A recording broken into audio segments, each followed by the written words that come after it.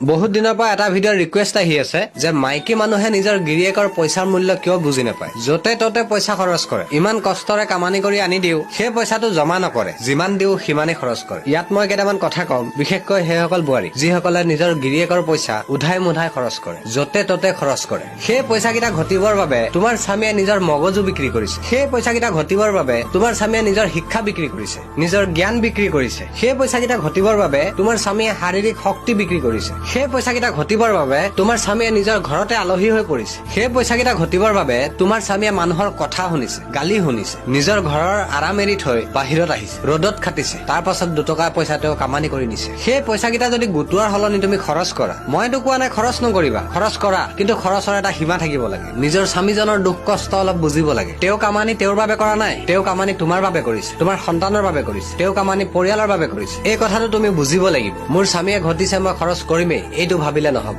এদিন ৰাস্তাত ওলাই চোৱা, শুদ্ধ পথত থাকি পইচা ঘটি চোৱা, নিজৰ পইচাখিনি পৰিয়ালৰ নামত খৰচ কৰি চোৱা, তাৰ পাছত বুজিবা তুমি স্বামীৰ পইচাৰ মূল্য কিমান। তাৰ পাছত বুজিবা তুমি এজন পুৰুষে পইচা কেনেকৈ ঘটে। তাৰ পাছত বুজিবা তুমি এজন পুৰুষে পইচা ঘটিবলৈ কিমান কষ্ট কৰিব লাগে। তাৰ পাছত বুজিবা তুমি এজন পুৰুষে পইচা ঘটিবলৈ কিমান বেসন্মান হব লাগে, কিমান গালি শুনিব লাগে। যেতিয়া তুমি কামানি কৰিব যাবা, তেতিয়াহে তোমাৰ অনুভৱ হব যে এজন স্বামীয়ে পইচা কিদৰে ঘটি আনে। কথাখিনি কিন্তু গাত লাগিব পাৰে, বেয়া পাই লাভ নাই। যিটো শুদ্ধ, যিটো ভাল, সেইটোৱে চামচুলে কবই, লাগিলে সেইটো লৰাই হওক, লাগিলে ছোৱালীয়ে হওক। ধন্যবাদ।